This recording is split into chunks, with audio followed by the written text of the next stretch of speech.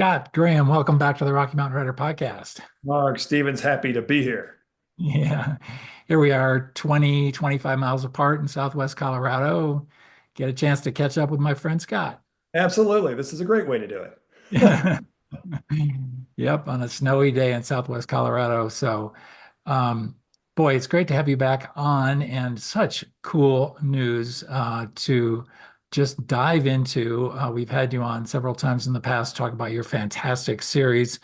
But we had just, I mean, this is just so cool what has become of this series. And okay, I'm going to hold off on the news for just one Okay. second. All right. Before, All right. before we get there, I want you to take us back to the very first moment when you sat down to write the very first paragraph of the very first book. And I want you to paint the scene and tell us what was in your head about what you were trying to do. Tell us where you were, what you were thinking. What was that moment like? Well, fortunately, I've been able to stay in the same place I've been in for the whole series, these 10 years. I have lived in Durango, Colorado, since 1971, and I've been in the house I'm in where I've raised my kids with my wife, who are now grown and long gone, since 1996. I had worked while I was being an at-home dad, with my two sons at nonfiction and then at some unpublished fiction. And through that process, I got closer and closer to what I really felt I wanted to do in the fiction realm. And I knew I wanted to do a series, and that was the kind of the key piece that started me going. I had kind of a closet full of almost published fiction at that point, thrillers, novels. And so I was ready to really go where I wanted to go, and I wanted to go long term. And so the first idea that I had was I knew when I was writing that first word or that first chapter that this was something that in my mind was going to go at least five books. I had in my original greatest dreams, I had five books in my head, and I thought if I got to do a series that was published and had five books in it, that would be my life stream. And so that was what started it.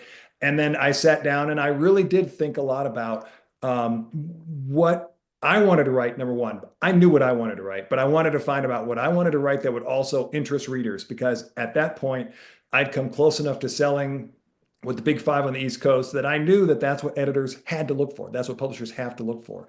And so first thing I was thinking about with that series was, okay, what's going to attract readers and therefore sell? And that was where I came up with my protagonist, who is an archaeologist who is traveling around from national park to national park, knowing that people who visit national parks are interested people who are readers, and people who are interested in national parks and not necessarily visiting them want to learn about them. And so that's where that national park setting came from, kind of following the coattails of Nevada Bar, except with an archaeologist as a protagonist. And that was where that first chapter then began. Yeah, yeah.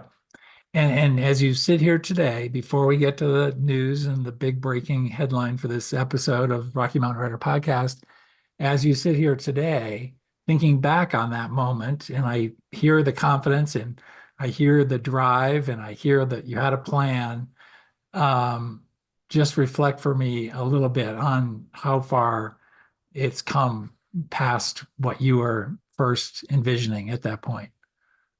The thing that has made this so special for me is the fact that I fortunately ended up getting to publish my series with and be embraced by and have embraced Torrey House Press. That has made literally all the difference for me in terms of the joy and the pleasure I've had in writing and producing this series. Is that I've got this wonderful team that I work with at Torrey House Press.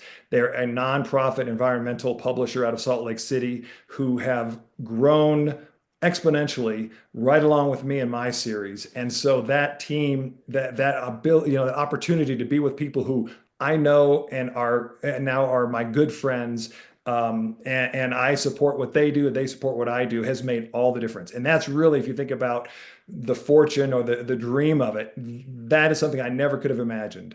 Yeah. If with my nonfiction, I had published with small publishers, mid-sized publishers. I had published with McGraw-Hill out in New York. And so I had already published with all the different sizes. I'd never published with a non, actually, Torrey House Press was for profit at the time I started with them, but now nonprofit. Never published with a nonprofit publisher. The whole mission driven idea of that has been in this world of big publishers gobbling up big publishers, and that whole thing, to be with this small, gung ho independent press has been just a dream. That's great. And clearly, Torrey House and you share the shared values between you and Torrey House are just seem like a perfect alignment. I agree. I mean, it's what I'm interested in is what they are interested in. Their basic mission philosophy is supporting the American West, the environment of the American West, a lot of public lands sorts of preservation activities that they're involved in, but also social justice. The bigger they've gotten now, they're really looking into indigenous rights, all sorts of social justice issues, as well as just kind of that public lands aspect. And so they've grown and expanded. And then I've been able to take my books and go in all these different directions with them as well. That's so cool. Very It, cool. it really is. Yeah. And okay, so headline is coming right straight up. One more question. So how long ago was that first book? So that first book came out 2014. Okay. So Yep. we're right on the coming up on 11 years, or was it Yep. spring? Yep. Yep. Wow. Very cool. Okay. Drum roll. All right. So, I mean, speaking of Torrey House, I mean, they're really going out of their way with this reissue. So tell us all about it. Sure. So basically what we've got coming up on March 25th is a re-release, and we're calling it a 10th anniversary edition, special 10th anniversary edition re-release of the first book in the series. First book in the series was Canyon Sacrifice. The 10th anniversary release will still be the same book, retitled Grand Canyon Sacrifice. And it will be released a little bit longer than 10 years out from the actual 2014 to 2024, but March 25th, 2025, in conjunction with Torrey House Press's 15th anniversary kind of year this year. And so they're using the book and the opportunity to rename it to a name that these days, again, 10 years later, really works for what we all know as search engine optimization. The more we spend time on our computers, the more we're aware of titles that work in terms of what people are looking for when they're searching. And so what they've done is they've come up with what was Canyon Sacrifice in 2014 with kind of that dark and foreboding artwork by, I can't remember who it is, one of the old Hudson Valley artists who used to come out, and paint the proposed national parks and bring them back to Congress. And now And just to quickly interrupt, I mean, it sure, really sure. doesn't even look like the Grand Canyon. I don't mean to be, it doesn't really capture the Grand Canyon, that cover. No, and it doesn't at that time. It doesn't really capture the direction my series has gone, Yeah. which is a Yeah. family-oriented, lighter, brighter, fun-loving sort of. Yes, we've got dead bodies and we've got all of that, but also a different sort of a feel. And this really now captures much more what the feel of my series has become over time, and including this first book, which had two young girls in it. We've got Chuck Bender, my archaeologist, who is newly married to a single mom with two precocious young daughters, and he's learning to be a dad. And this kind of captures that side of the book, I think, in a much greater way than the first one. Very clearly the Grand Canyon. Just Very clearly the Grand Canyon. And again, for folks who aren't familiar with my series, the last four in the series, we're up to 9 released books now. I've got a 2-book contract for numbers 10 and 11 coming up next year and the year after. But the first 9, the last 4 of those, 4 or 5 now, I think you start counting this one, are the beautiful artwork of an amazing artist named David Jonasson. And he's got this ability to do fractal sort of artwork that is, just stunning, yeah.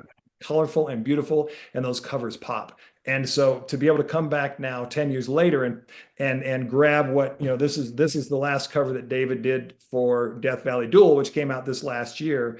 And these are the sorts of covers he's been doing now for Torrey House Press and for my series that are just wonderful. And so to be able to come back and add that cover, new title, completely refreshing. And then the other real headline that I want to brag about too is that Anne Hillerman, who I'm sure many folks listening know and love. And I just so respect her work and so respect her as a person. She's just the most giving, wonderful human being. Yep. She has written the foreword for Oh, the re-release of Grand Canyon Sacrifice. wow. And Wow. so to have her on board and to be willing to share her name with my project and with Torrey House Press means the world to me, and it's going to be wonderful to have that as part of that re-release as well.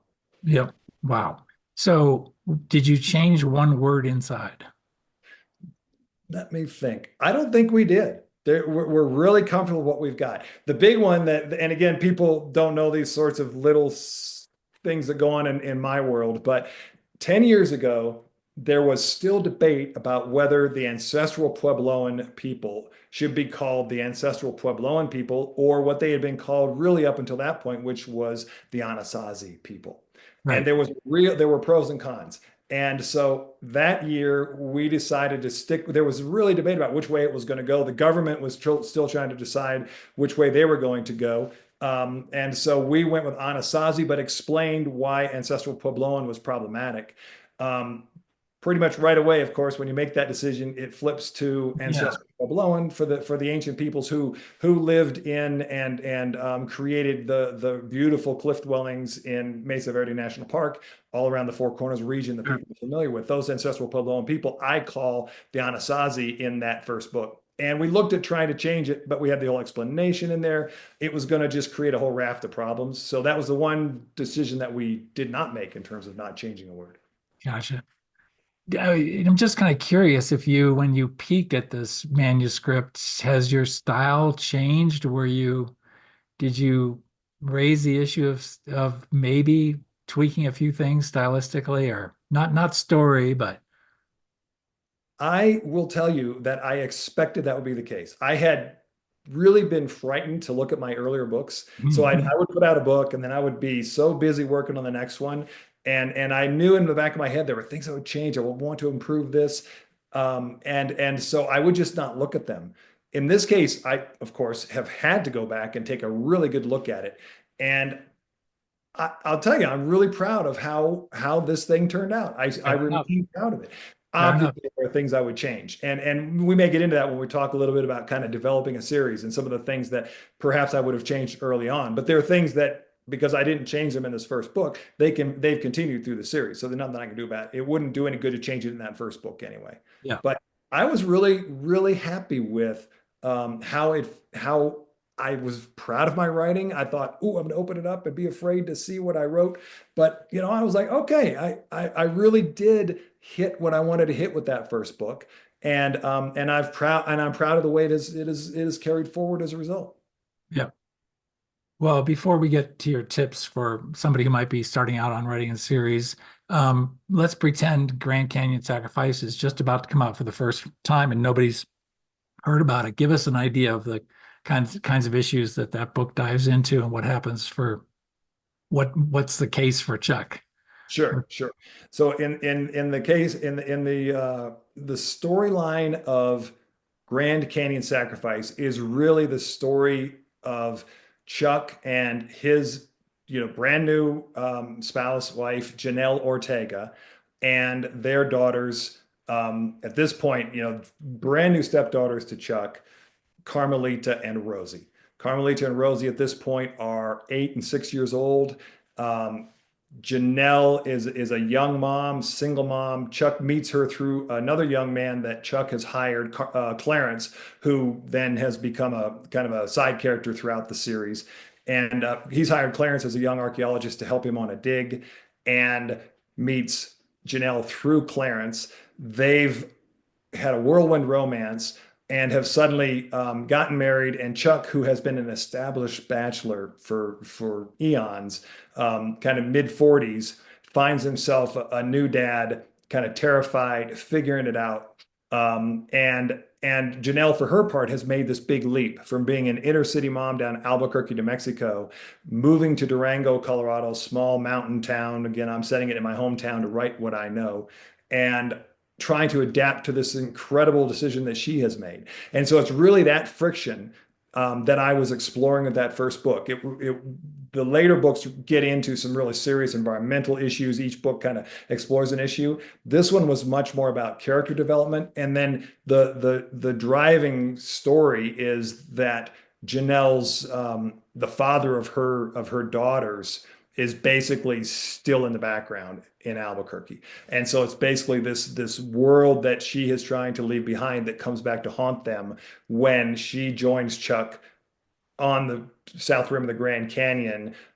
He's bringing her there to kind of show her his world. She's camping for the first time. She's a city girl out there camping for the first time. They barely know one another. So they've got kind of all the simple things that make life difficult. And now we've got kidnappings going on. We've got murders happening or suspected murders. Again, we've got an amateur sleuth scenario here. And so sometimes you can't go right to, was this a murder or not? Yeah.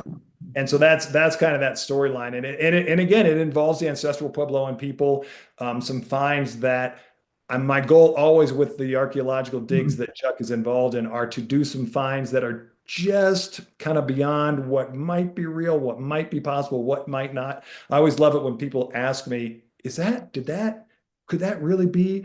And they'll do some Googling. So I'm trying to find that line so that it's this fun, kind of over the top experience for archaeology, but also maybe it could be true sort of thing. And so there are those kinds of finds, one in particular in Grand Canyon Sacrifice, that drive the plot as well. Excellent. Excellent. Well, you've put together, due to your success or thanks to your success, or in order to share what you've learned about putting a series together, you've put together a kind of little list of somebody maybe out there who's thinking about, hey, I want to write a series too. But there's some things you can do to help you put all the pieces in place. So you're better set up to follow through on what a series, what it takes to pull off of an extended series in your case. Mhm. Walk us through some of your pointers. Sure, sure. I'll kind of refer to my notes as we go Yeah, forward. yeah, yeah. But what I did is try to come up with kind of five, and then end up with six ideas for what I feel like I have thought about a great deal and have tried to put into my series that has worked for me, and then some that haven't as well. Um, Really, the first one is, and I had the opportunity to do this because I was an at-home dad hanging with my sons. My wife was off working as a physician. And so during those years, doing tangent to come back to to this number one. I had plenty of time to be thinking about what I wanted to do. I was writing nonfiction, doing fine with that, writing fiction that wasn't quite getting there, but I really had a chance to focus in. And I encourage everybody, even if don't have that kind of forced time to do that, to really think long term about what you want your series to be and what you want to get out of the series. Because if you're successful with it, and the way you're successful with it is by really putting the thinking in up front, then you're going to be with these characters and with that series for hopefully a long time. I tell folks if I can keep writing these books until I'm, in my 90s, I would be perfectly content. And I do believe that is because I really put the thought into it beforehand and thought through combination of what I really wanted to write and what I really wanted to be thinking about with this series, combined with what I hoped my readers that I would find would want to read. So Right. that first thing is think long term. So this first question is then amateur sleuth versus detective. A real big decision point right at the very beginning. Today, amateur sleuths are more and more difficult to write just because you've got cell phone coverage everywhere, and you have to find these ways to kind of hold officialdom at bay. And so, and when you're trying to create a world that people can really believe and sink into, they start recognizing when, hey, wait a minute, why hasn't someone just picked up the darn phone and called 911? And so one of the things I did was in my series, my characters, there's always a part of the plot, a big part of the plot that takes place in the backcountry. Yeah. And the wonderful thing about the backcountry, at least for now, until Starlink completely takes over our world, for now, I can always drop them into canyons and places where they don't have cell phone coverage. And I can have some of the crises and some of the mysteries play out in places where cell coverage is spotty. And so honestly, that's been a real help. And if you don't have that, then you have to think about your amateur sleuth and how you're going to handle that problem. Otherwise, with the detective, you've got to understand officialdom, and you've got to understand that world and build and know and that's a world I'm not all that comfortable in. And so I was much more comfortable in that amateur sleuth world, wanted to play in that sandbox, made that decision early on. So anyway, that's kind of number one. Do you want to comment on that or keep rolling from there? I think it's really a great point about the amateur versus professional detective. And the other kind of way to kind of split it is and I think you do this, is to have, the occasional sheriff walk into your story or somebody, so you have some interaction and there can be some parallel effort going on, or, maybe there's a lack of priority in terms of what the official cops are doing in terms of seeing the problem and the potential for a major murder investigation, while your amateur is trying to pull their coattails and say, come on, come on, come on, pay attention to this over here. Uh, Absolutely. so, Yep. so there's a little middle way to play that too, but I think you raise a really good point about the amateur detective, although mystery readers will also cut you a lot of slack, and because they just enjoy the little old lady who, discovers a dead body in the library and Yeah, that's true. but I think in your setting, in your series, there isn't quite that level of coziness. It's more, played for real. Yeah. Yep. And so I brought in a lot of Rangers, of course, in my Yeah. series. Right. Works with these Rangers. He's done these contracts through these Rangers. And so I've learned enough officialdom to be able to talk about the Chief Ranger versus the law enforcement Ranger. And I'll bring in those different characters. And it's been really fun. And I've gotten to the point now where my confidence level is such that I'm going to one of these parks and getting ready to write about it. I'll interview some of these Rangers and they're willing to talk to me. Whereas at the beginning, I didn't feel comfortable doing that. I didn't feel like I had the gravitas, say, to be able to do Right. that. Right. Now I go up and I'll interview these Rangers, and they're just thrilled to get to talk about what they do, of course, as we all are, as I am right now. And so it's great to be able to talk to them and bring them in. So you're right. Yeah. There is Yep. absolutely some middle ground there. Yep. The other thing that I think that I spent a lot of time on in my case, and I would like to do a shout out to Emily Littlejohn. We're talking here on the Rocky Mountain Writer podcast, and so folks are in this region probably know Emily Littlejohn, and that is make your protagonist unique somehow. Okay. In my case, I came up with an archaeologist as opposed to a ranger who is in these national parks. Of course, Nevada Bar had already done the ranger and done kind of officialdom in the park, but so that was already taken in one sense. I could have gone down the same route. She had a female ranger. I could have done a male ranger, a guy. I could have done, that sort of thing. But having that archaeologist, I think, adds this whole other layer. There are many archaeological mystery series out there. There are the national park series that are out there, but this is the only that I know of that combines those two. And there's so much archaeology in the national park. That was that unique piece that I was looking for. Emily Littlejohn does the most wonderful job with her Gemma Monroe character, who is a young single mom with a baby at home who's trying to be a cop and a detective and solve these brutal mysteries while at the same time running home and trying to deal with, this kind of near-to-well boyfriend who's kind of in and out. I mean, he's an okay guy, but the world is everything's on Gemma's shoulders, and the way she's frazzled, the way Emily has just made her real is what makes that series so wonderful. Of course, she's on hiatus because she's writing about what she knows. She's now got young children herself, and so she's off being a mom for now. But when that series she comes back, she's going to know that much more about Gemma and what makes Gemma tick. And she's Yeah. just wonderful, so unique. So that would be, That's great. good one. Yeah. Great. All right, let's move on. Yep. Sure. The other one that I think is to keep your supporting, again, this is kind of goes back to thinking long term, but have a good idea of who your supporting characters are as well.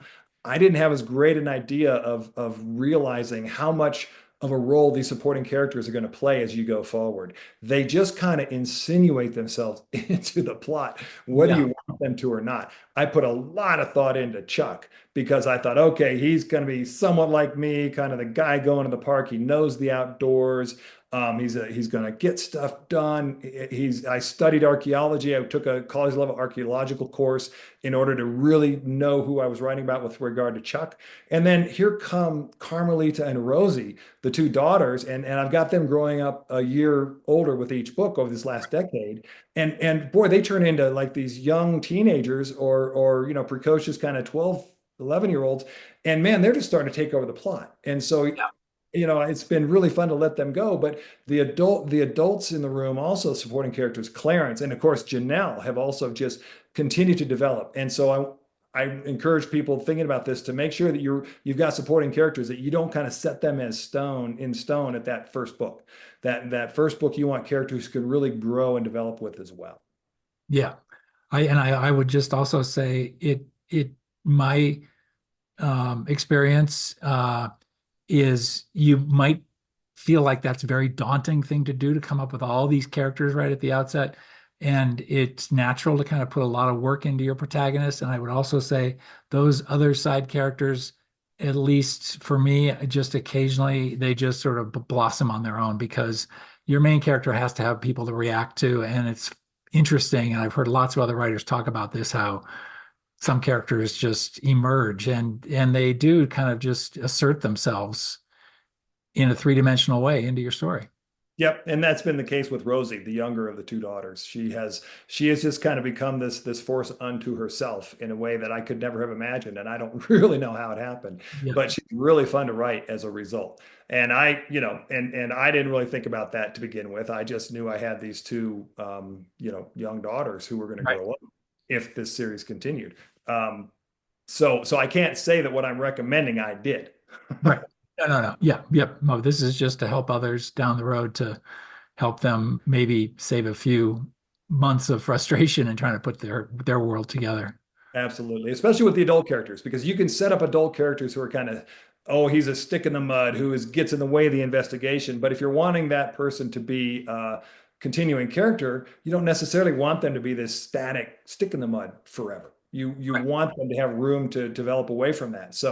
Anyway, there are ways that I've now thought about that in terms of these characters that I think is really helpful for other folks is to be thinking about as well. That's great. That's Yeah. great. Yeah. What else And you then got? five, I would say is just really put in the work on the first book. In Mhm. my case, I took 2 years to write Grand Canyon Sacrifice. It was a labor of love. I was having a great time doing it, but by then I had come close enough with my other manuscripts to selling them fiction wise. I had no problem selling nonfiction, but the fiction was, still trying to push that wet noodle up a hill and get it to where it needs to be. Um, that this time this was like, okay, my sons are kind of off into high school and they're doing their own thing. They don't need me around so much. My wife is still thoroughly enjoying her career. I've got this block of time. The temptation was to rush and do this book really quick and get it out there, see if I could sell it. And instead I forced myself to take a full 2 years. It took as long as it took, but in this case, it took 2 years to really end up with something that I knew by the time I was done with it and had been round and round with it with early readers, with plenty of people looking at it, coming back around to it. By the time I was done with that, I knew this was going to sell. I absolutely had no question. And my question was how and to whom I was going to sell it. And I think That, that was a great place to be able to be with this. that's fantastic. I really appreciate that point. And I guess I'm just going to go ahead and say it. I just see so many writers, younger writers, feel like it's just got to be like 3 books a year, or, just putting out this huge volume. And I don't know, there's not necessarily a correlation between time and quality.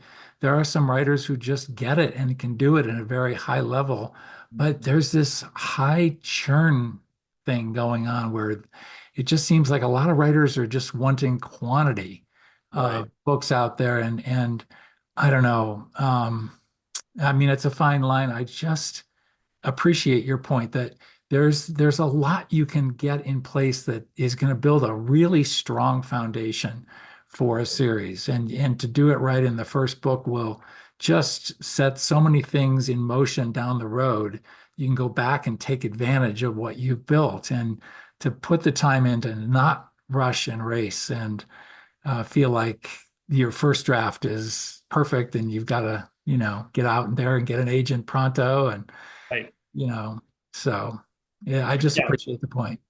Absolutely. And I think it's just too easy for younger writers to see someone like, is it Brandon Sanderson, who is just kind of a force unto himself.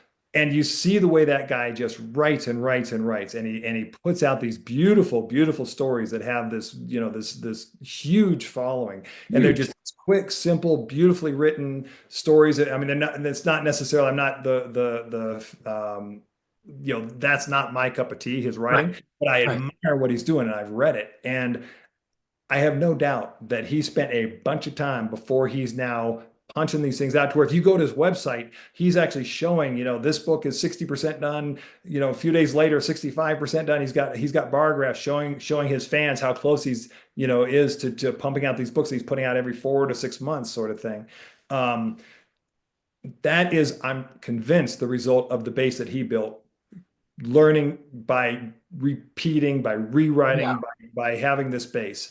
And the way you have that base is by really diving, I believe, deeply into a handful of stories or that key story that you're really trying to tell and learn how to tell it the best you possibly can.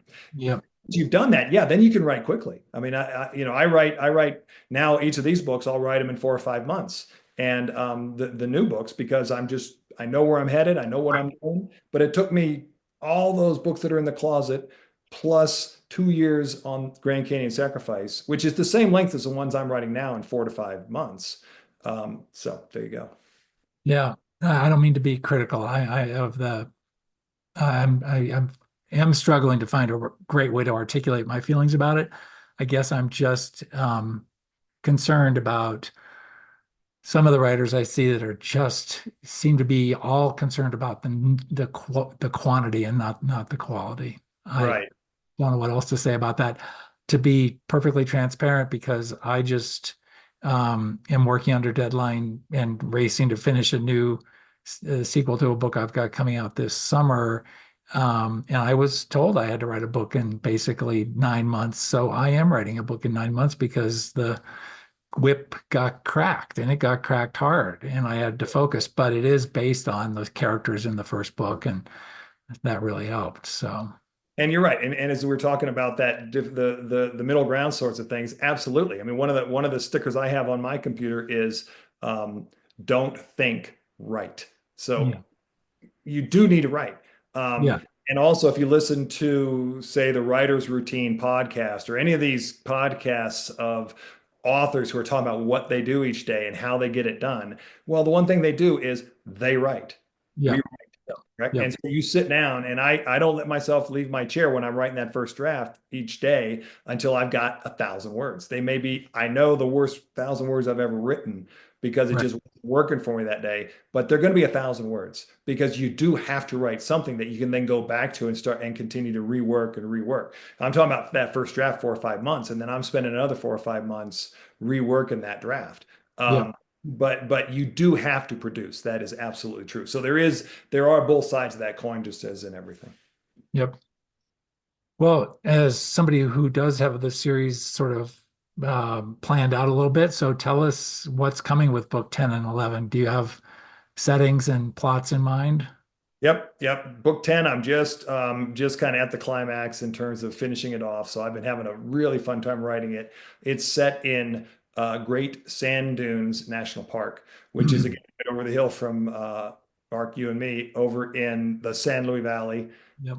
Alamosa, southern Colorado, place that's near and dear to my heart. And in this one, I'm kind of riffing on and playing off of the really fantastic book written by a friend of yours, Ted Conover, called Cheap Land, Colorado. And so I'm kind of playing on Colorado 100 years ago and the West, really, the American West 100 years ago, and then bringing it to what the West has become today and bringing those two worlds together in sort of a massacreish, since that's the title, clash. And so that's so basically we've got Chuck and now Rosie. The last book, I'll show you a picture of it, which I showed you already. That David Johnson cover, Death Valley Duel, was the older sister Carmelita in an ultra trail running race across the Mojave Desert and into Death Valley. So I've kind of seen that as Carmelita's book, and so Great Sand Dunes I'm seeing as Rosie's book. And she kind of became a filmmaker by filming videos of Carmelita in the race in Death Valley. So she's now been brought to a filmmaker school, young filmmakers that are having a week-long program at Great Sand Dunes, taught by this iconic sort of Robert Redford-esque Hollywood director actor out of Hollywood, and so she's there with this director running this program. Chuck has got his archaeological project going on. Of course, they weave together, and it takes off from there. That's great. That's great. And then so that's number 10. It'll come out in 2026. And then number 11 is Zion. We're still playing with titles for Zion and what it's going to be about. So I haven't quite gotten, not to the point where I can start talking publicly about it, but we know we're headed to Zion. Put it that way. Do you have a title for the Sand Dunes book? Great Sand Dunes Massacre. Oh, okay. All right. I thought I'd said that at the beginning when I started talking. I don't think I did. I think I just said I was going to Great Sand Dunes, but it is Great Sand Dunes Massacre. Foreword title, the longest title I've had yet, but basically what we've gone with is the full name of the national park now, and then kind of that keyword. Yep. Yep. Excellent. Well, this has been a great rundown. Terrific stuff. Very helpful, I'm sure, to anybody out there who's thinking series. So terrific. As we wrap up, we always like to just recommend a book or a writer or somebody you've been into lately to pass it along, pay it forward. Absolutely. You know, what I'm going to talk about is a good friend of mine, good friend of yours, Margaret Mitsushima. And many people already know Margaret, so I'll explain, you know, why I'm not necessarily bringing up someone new and someone fresh.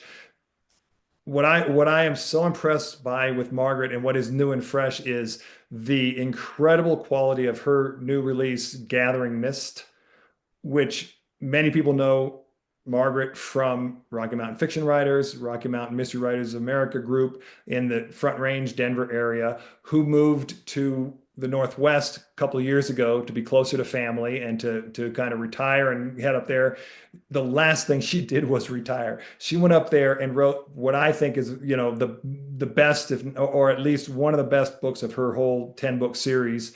And Gathering Mist is set in the Northwest in this new home. She went up there, figured it out, embraced it, and then wrote this book that is just harrowing and it's just eventful, and it just drives you from the beginning to the end.